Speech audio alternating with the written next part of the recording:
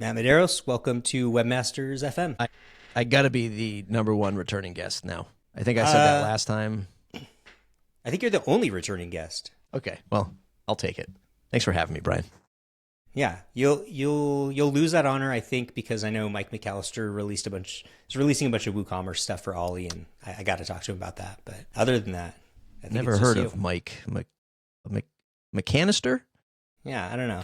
You still on the Twitters these days, or are you No, somewhere better?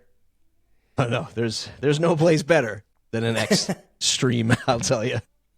Yeah, it's the worst outside of every other one, which is even worse. Yeah. Yeah. Well, I don't want to go too much into detail about this, but you're kind of a celebrity now. I saw you on the local news, not my local news, your local news, for an app that you vibe coded. And I think people can watch the full video of like what you built there. But I thought it's the first time I've seen somebody kind of vibe code, which we could talk about if that word even makes sense. But it's the first time I've seen that where it actually shipped and impacted real people. A lot of times it's like, I built this thing for myself and then I stopped using it after a week. But this was a real situation. So maybe you could like give the like high level view of what you built. And then I kind of want to talk about how you built it because I think that's the part I'm most curious about. Yeah, that whole like making money with vibe coding or with AI tooling, that voice of yours is always in the back of my head because you challenged me with that phrase like a couple of years ago when I first started getting into this stuff with like Bolt and Replit, which we'll talk about. But in this particular instance, for those, the brief overview is a week ago, the Northeast was hit with a pretty sizable blizzard, bigger than the blizzard of 78, which if you're from this area is the blizzard that everyone always references like every time it snows around here. Whenever we get any kind of like over 1 foot of snow coming, the local news is always playing like, remember the blizzard of 78, where they had like 36 inches of snow. Where I live got officially 41 inches of snow. 40 or 41 was the official count in my area. And it just like literally put everything to a halt. Like we weren't going anywhere. There was no driving anywhere. There was no cleaning this in a couple of hours. This took days. And what started to happen was people were wondering like when they were actually going to get help from the local city and the plow trucks and whatnot, and the National Guard ended up coming in, and not just my city, but surrounding cities. And I think it was like Tuesday night, the storm hit Sunday into Monday. Through most of Monday was the blizzard itself. Then Tuesday night, I saw some chatter on Facebook about, wouldn't it be great if the city had like a list of streets that were getting plowed and like what the status is, like some kind of visibility into the cleanup process. So then, I had nothing else to do, Brian. Tuesday night, literally can't leave the house. The street was 3.5 feet of snow with drifts of like 5 feet. So I was like, hey, let me just whip up something in Claude Code. Let me just test it locally, see if I can get this thing working in a timely manner. So I built something, very MVP, very slim, very lightweight. You just punch in your street and say, is it plowed or not plowed? And it plots it on a map. And then you can visually see on the map whether the street was plowed or not plowed. And, we can get into like how I iterated on it and stuff like that. But I just sent it to one of the people that was mentioning it was the former mayor of our city. Mm-hmm. I have no relation to him or anything. And I just sent him it and I said, hey, I just made this real quick. Made it in Claude Code, launched it on Cloudflare. Pretty great stack. Nice little combo there. And send it to him and like, what do you think? And all he did was share it on his Facebook page. And then from there started to take a life of its own where people started sharing it. People started using it, which was the, the important part. And then in the morning, the city had, or the police department had recommended it. The city officially started recommending it. Then I started getting interviewed on all these like news channels and whatnot, and people were using it. So yeah, it was a pretty surreal moment, and it was probably the largest thing I've ever launched in terms of like size wise, like people, like the traffic and stuff, and like watching Cloudflare, wondering, is this thing gonna just melt down as people are using it? But thankfully it didn't, and it was a pretty fun experience. Were you worried about like costs racking up? Like, was there? So when you're looking at that traffic, were you thinking, what am I paying for this? Yeah, at one point, it's like when I started to see the page views, where I started the worker processes, which is, layman's terms, like it's tracking everything that's happening on the worker of Cloudflare. At like within the hour, it was at like 15,000 requests, and I was like, I wonder like what's going to happen with this. And then it went over millions, right? But still within the plan that I'm on Cloudflare. So yeah, thankful for that. So the pricing didn't, I didn't have to worry about the pricing too much. Over the course of like the storm cleanup, it was like 300 to 350,000 page views altogether to the app in the span of like 72-ish hours. Yeah, millions of requests to the worker, billions of rows read in the database. Yeah, it was like the craziest thing I've ever launched. A couple other towns reached out and they were like, can we have this too? And I was like, sure. Like, as long as you know I'm just a dude trying to help people right now. Like, I'm not like, I'm not your tech hotline to this stuff. But so I guess when I first saw that you posted, I thought you were like scraping city data and just making it more palatable. Like, I thought the city's tracking it, but you were crowdsourcing the information. So it wasn't just like a static page or something. Like, people were selecting their address and updating it, and you're saving that to a database. So like that's actually a little more complex than I thought you had built. Yeah. So source the street data from the state GIS database system, which is open API that you can access, pull that data down. I noticed that some people, like a few people said like, oh, my street's not on the list, but maybe one or two in the other towns that I launched it in, but largely they were all there. And like the GIS database actually, so in my town, it was like 1,027 streets, I think is what I had. And it even like includes like off-ramp. They like include off-ramp and on-ramp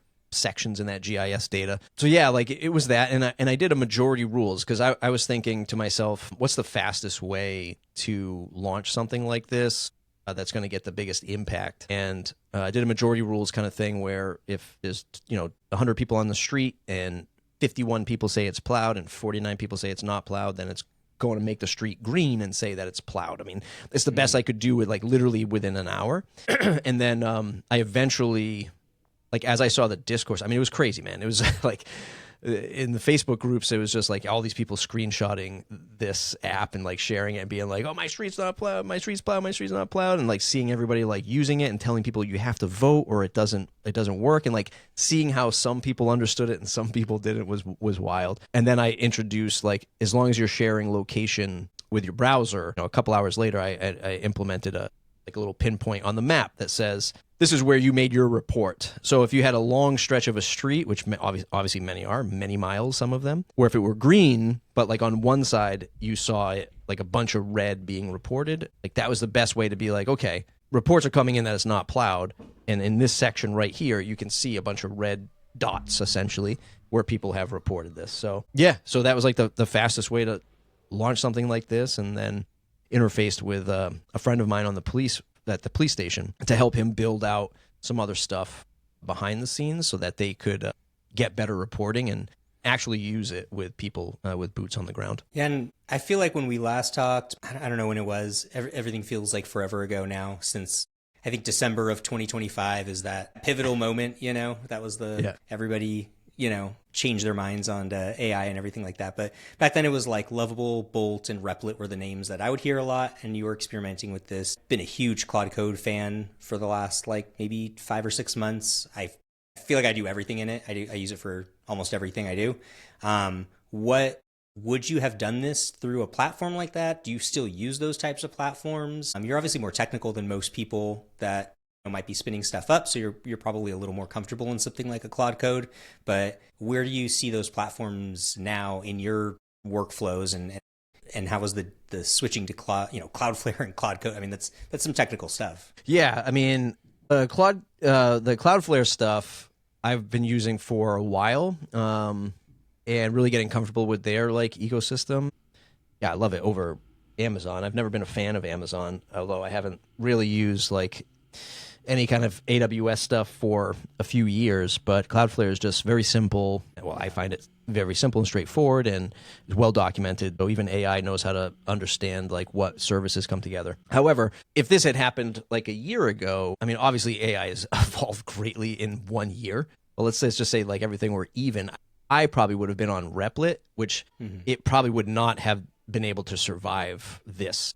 Actually, I know it wouldn't have by any stretch of the imagination. Yeah. So I do a lot, like 99% of things I do now are in Claude. However, just to make the case for your question is this morning I was actually working on something like more of like a utility app for the team at for our marketing team at Gravity Forms, and I'm using Replit for that because from a how do you like a business continuity kind of thing, like I just want it to live in Replit. That way, like we can have it in Replit. If I'm not here or like something happens, it's just like a utility app. We're just using it for like a certain thing. Then it's all just contained right here. Let's just let it live right there. That way I'm not, hey, let's Cloudflare sign up and I'm building everything locally on Claude Code.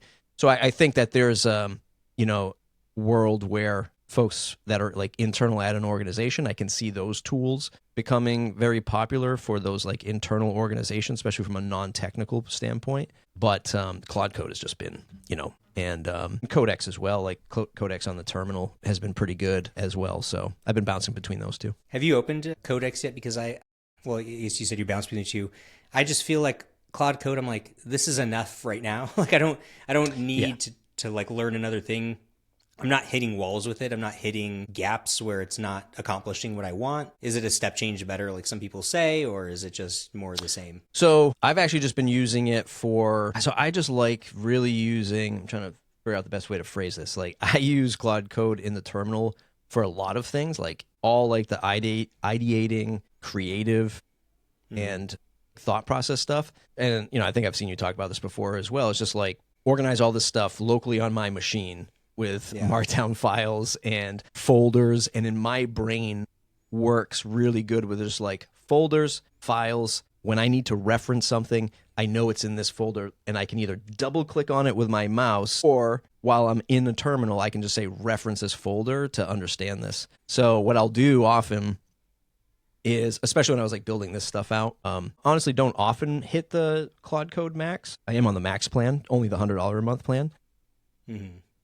I don't often hit that limit, but I did a few times here. So then I just bounced over to Codex, and just did like other thinking pieces. Like while I was waiting for Claude to cool down, I would then switch to Codex and then just do some other things, like run through this code and document it. Help me think about this other idea. And then truly like the code output of Claude has for me anyway been the most error free compared to everybody else. So I just bounce between the two when I need to kind of like balance the tokens, if that makes sense. Yeah.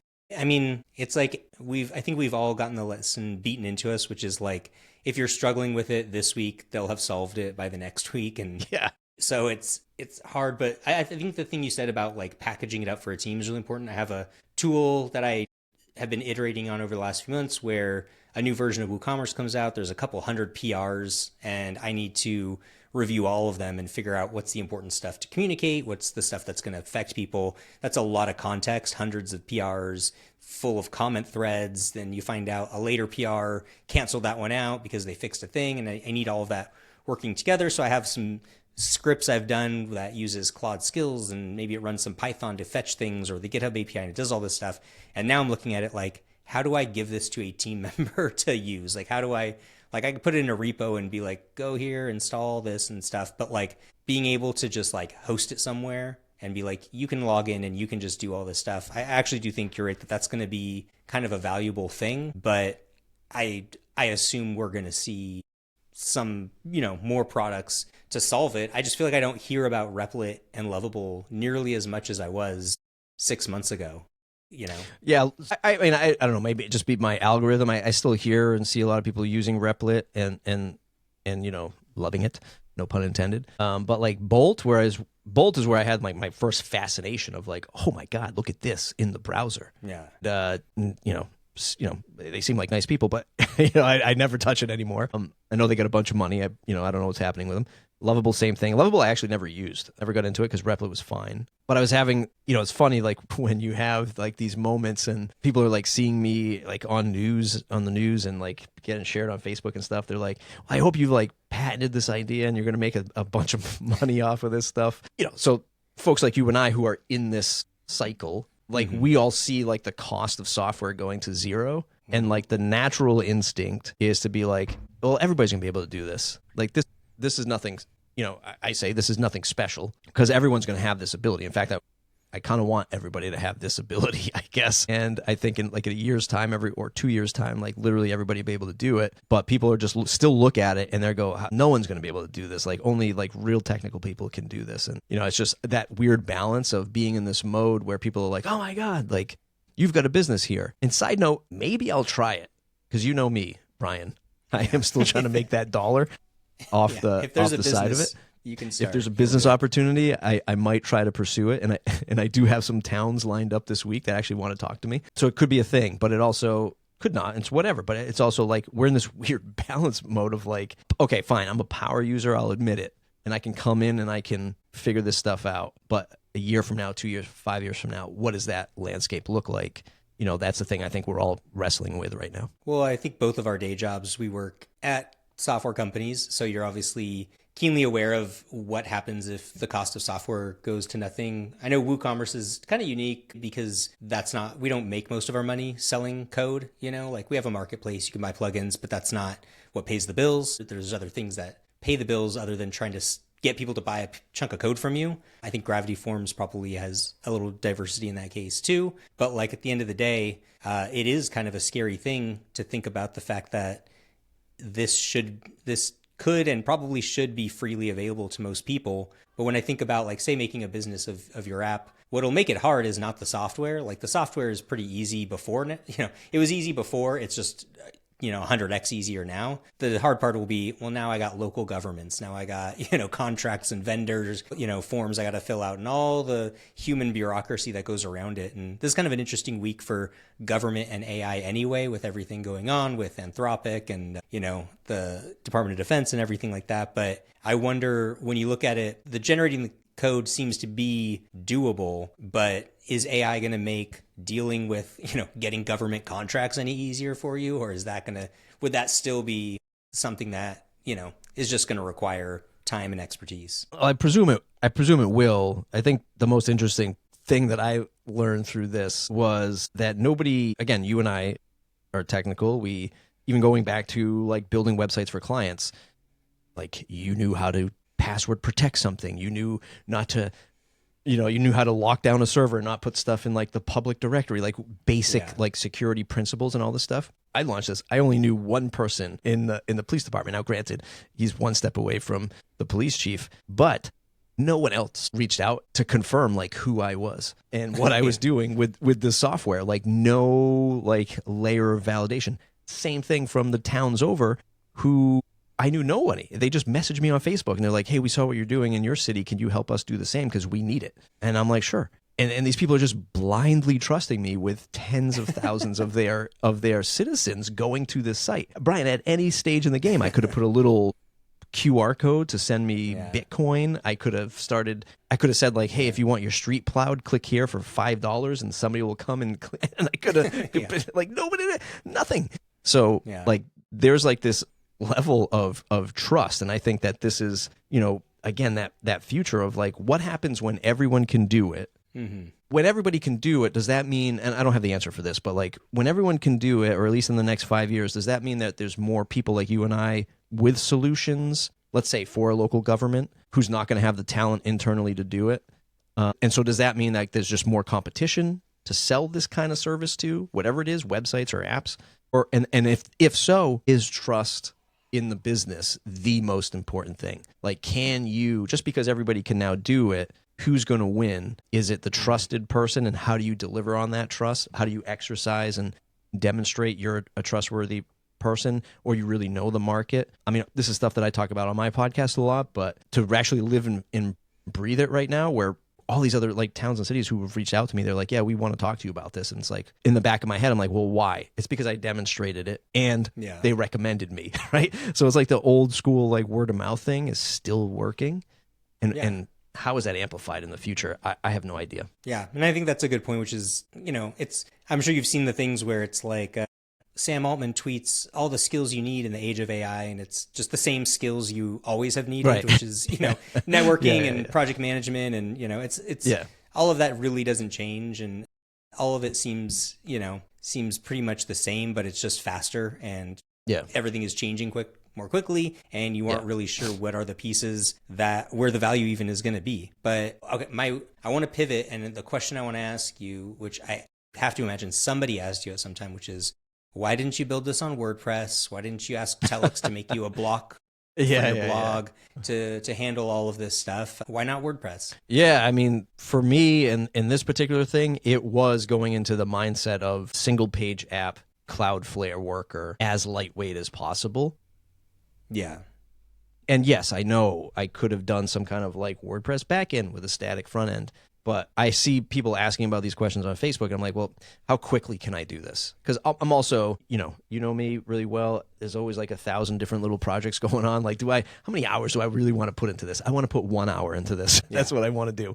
I want to put 1 hour into this. And what's the fastest route there? And it was, Cloudflare, worker and the database backend or whatever. But the whole point was like, I don't want to even mess with WordPress. I don't want to build a directory. I don't want people logging in.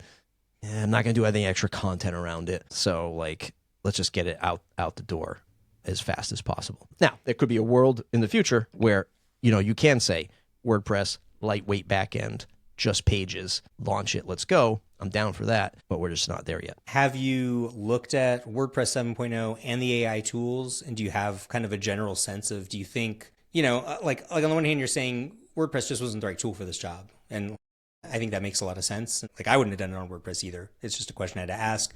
It's not really the tool for that job. WordPress is a tool for other jobs. Do you think that where WordPress is headed with 7.0, do you think it's going in the right direction and it's making sense for what WordPress is good for? Or do you have some concerns about it?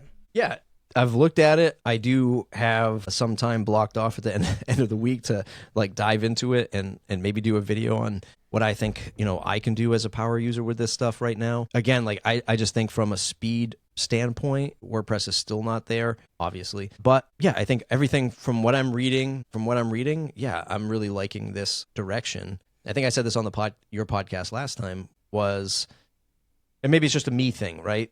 And maybe I just haven't found it yet, but especially building plugins inside of WordPress, it just doesn't feel it still feels like a clumsy workflow. Yeah. Versus just like the live nature of just a single page JavaScript app, watch this stuff update, and I can have one window open and the other my terminal, and I can see this stuff happening in real time. It just seems so much faster that way. But I do want to build I do want to experience that kind of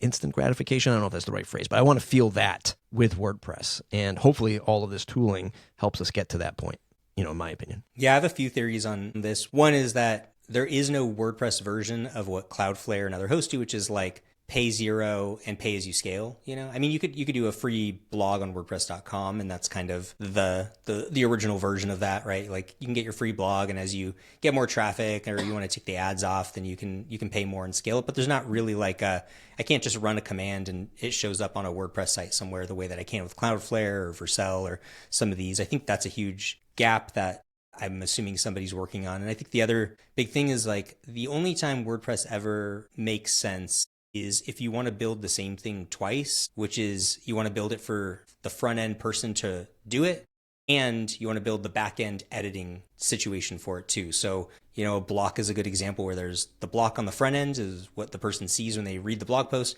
and there's the block on the back end where the person can edit the content and all that sort of stuff. And that's how WordPress is. It's front end stuff coming out and a settings page on the back end. Every Gravity Forms is like that. Everything works in that way. And so if there's not somebody needs to log in on the back and manage it, then it's kind of not that. So I feel like that's the lane that WordPress has always been in, and kind of, I think for now probably should stay in, but it does mean a lot of these other, things, it's just not the platform for it, I guess. I don't know. I forget what make post it was. I think it was the make post where I think it was James LePage had posted the first sort of like idea of like, we're going to incorporate what I'll call like the guardrails for AI inside of WordPress for 7.0. So this was a month ago or something like that. I forget what it was. And I left a comment, and I know Mac posted something recently, I think on the repository, which goes a little bit deeper and of course, well said, but along the same lines. Like, I read that about the guardrails coming into WordPress, like, okay, we're not going to say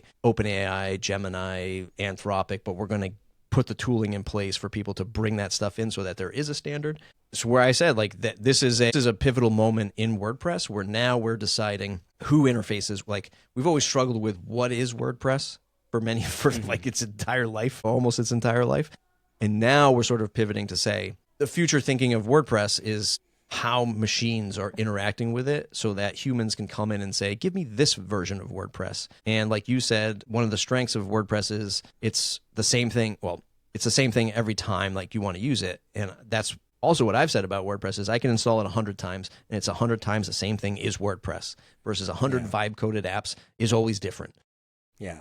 You know, to a degree. So like that kind of it's just a strength of WordPress. And I think we are going to lose that. And I don't know, again, it's one of those things. I don't know if it's a good thing or a bad thing, but we've struggled for years. What is WordPress? And now it's like, well, now we're making WordPress for agents and bots to talk to when we really haven't figured out what WordPress is for humans yet.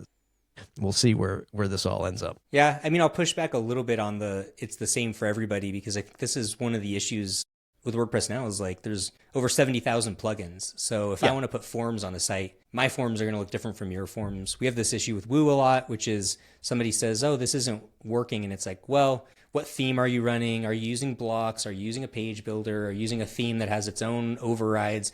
And everybody has these completely different experiences inside of WordPress where the stack that they chose, determines the functionality that they have access to. And for a lot of beginners, they have no idea. They just picked a thing. I would love to see, I'm a huge fan of like the canonical plugins idea, the idea that WordPress needs, 20 or 30 first-class citizens, a first-class form, a first-class SEO, a first-class AI and stuff like that. So I think it'll be interesting to see how much people's WordPresses start diverging even more now that it's 10 times easier I point Claude at a WooCommerce store and I can basically have it do anything I want between, WP CLI and writing custom code.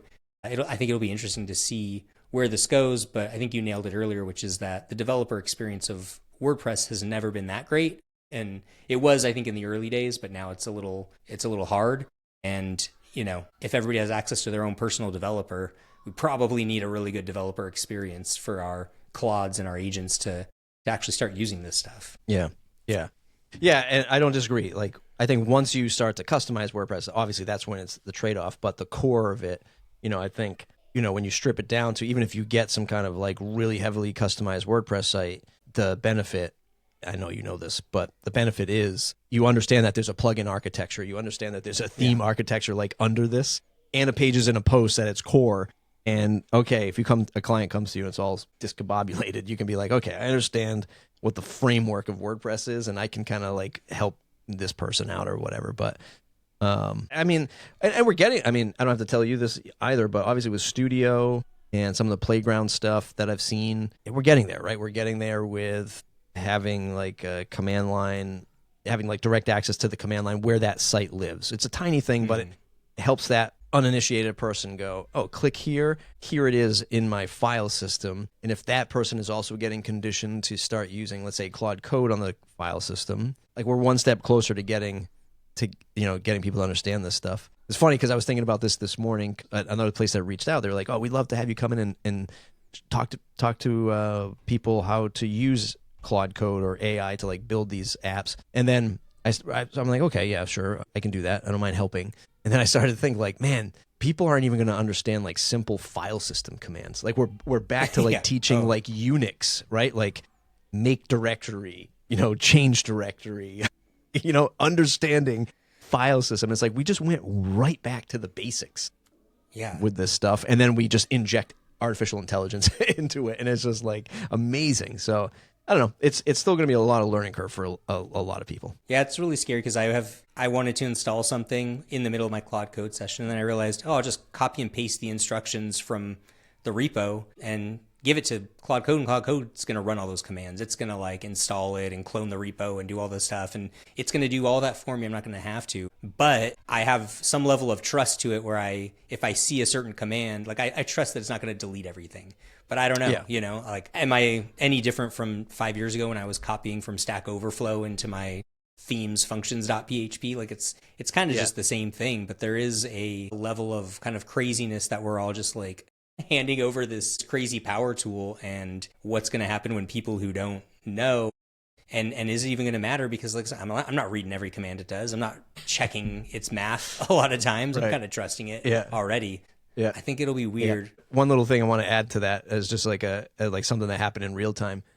Like I knew, okay, how am I going to spam protect this? Or like, how am I going to protect this site that I'm putting out to the world? So I was like, well, let me just put Turnstile on. Obviously, it's a Cloudflare product. Let me put Turnstile on, invisible mode, put it in the back end. I mean, there's no form submission stuff. Well, I mean, you're submitting the form, you're selecting the street, but there's no other like data that it's capturing. But I'm like, just as like an extra level, like it can't hurt. So I'm walking through the process with Claude. I'm like, I want to add Turnstile, and it will provision through Wrangler, which is Cloudflare's command line tool, or part of it. It will provision these services for you on Cloudflare. So it's going to spin up the Turnstile widget. And it's like, okay, grab the API key or whatever site key, whatever they call it for Turnstile, and put it in your environmental variable. So I'm like, you just do it. You just do it. So I grab the site key and I paste it in the terminal, and Claude Code says, please regenerate this. You should never give me your API key or, site key, private site key. You shouldn't give it to anybody. You shouldn't give it to me. And I was like, okay. That was kind of an interesting, response to that. So I followed suit. But it's just interesting in the whole development process. Yeah, it's good that they're building in those guardrails. And I think I would have probably done the same thing. I would have said, you just put the API key. I don't really care. Yeah. I don't know where it's going. It's going to show up in some training data 4 models from now. I'm okay with that. I wanted to wrap up with my big picture question for you, which comes up all the time, which is, kind of like, our website's going to exist in the next few years. Have you thought about, is all of this stuff that we're building kind of pointless because no one's going to log into it? No one's going to go visit a website when they can just ask ChatGPT. No one's going to do that. Obviously, AI is really hitting the search industry. Anybody that's doing content marketing feels it. If you're not feeling it, I would love to hear your advice. But I think generally people are feeling it around content marketing and the kind of traffic that they would be getting from search. So there's obviously some major ramifications. In 5 years, do you think we're going to be still visiting websites? Do you think there's still a path for that? Yeah, I think there is. I think there is from an entertainment. I think it is from a creative and from, a technical perspective. Like I still think there'll be a way to see a thing that somebody made that your agent isn't serving up to you. And sure, maybe it means less websites on the internet. I think for the next 5 years, it's going to mean more websites on the internet, for sure. But, I mean, I can certainly see a lot of this data or information that you could potentially be putting up onto a website. I could certainly see whatever if an agent is, let's say, your database. If you're a brand, let's say, in the future, and your agent is your database. Like, people come to a WooCommerce site, they go to a WordPress site, it's getting information out of the database and saying, here's what this brand wants you to know, visitor. Okay, an agent is going to have that in the future, where agent-to-agent communication, your agent's going to be your database. But I'm sure you're still going to want some visual representation, because I think ultimately there's going to be some level of wanting to stand out as a brand, as a person. And like, how else are you going to do that on the website? Like, eventually people go, okay, I get 25 lawn care people with the same price in this AI agent response. Yeah. Which one do I pick? And it's going to say visit their website. And I think you're going to go visit their website or play a podcast or watch a YouTube video of this person. So, I still can't imagine it going to zero. Yeah. No, I mean, I don't think, I still watch TV. I don't have a cable subscription, but I'll still watch some TV. So I don't, I don't think these things go away. I think they layer. I think e-commerce especially, or anything that's business related, I think you still have to own your place. Still, if you're selling things online, you still need to physically sell those things online, and you need to track that, and you need to have payments, and you need to have inventory and all that stuff. I don't think that's going to go away. And I think what's also interesting is how when you ask an agent to do a lot of things, the first thing it does is write its own code. It writes a little script to do a thing. It's like it's still using code. It's still using these things. It's not this omniscient thing that can just remember everything. If you asked it to save some information, it's going to start making some markdown files or a little SQLite database or something. So I kind of agree with you on that one. That's why I liked when I first started using experimenting with Manus, which is now owned by Facebook, which I think is actually one of the better, if anyone wants to experiment with it, I think it's one of the better UIs, interfaces. But like if you ask it a question, especially if you say like, hey, compare X to Y, it says writing Python script. Yeah. You see it like breaking down. And it just always was interesting to me, like, huh, you don't see that with ChatGPT. It's just thinking. But it's, it is most likely doing that. Whereas Manus like exposes that, which was kind of interesting. Yeah. We didn't have time to talk about OpenClaw and Manus and all the other new stuff. I haven't used OpenClaw, so it's the one thing I've like stayed away from. Yeah. Every time I see people talking about OpenClaw, they're talking about trying to fix and update their OpenClaw. So Right. I think I'm okay without it for now. Yeah. Yes. That was the one NFT I stayed away from. Yeah. Awesome. Thanks for hanging out today, man. Where can people go to get WP Minute, get some Gravity Forms information? Yeah, day job at gravityforms.com, gravity.com, new website coming soon, and the WPminute.com, where a new website was made by me with the help of Manus, actually. Awesome. All right. Thanks for hanging out, man. All right, Brian. Thanks a lot.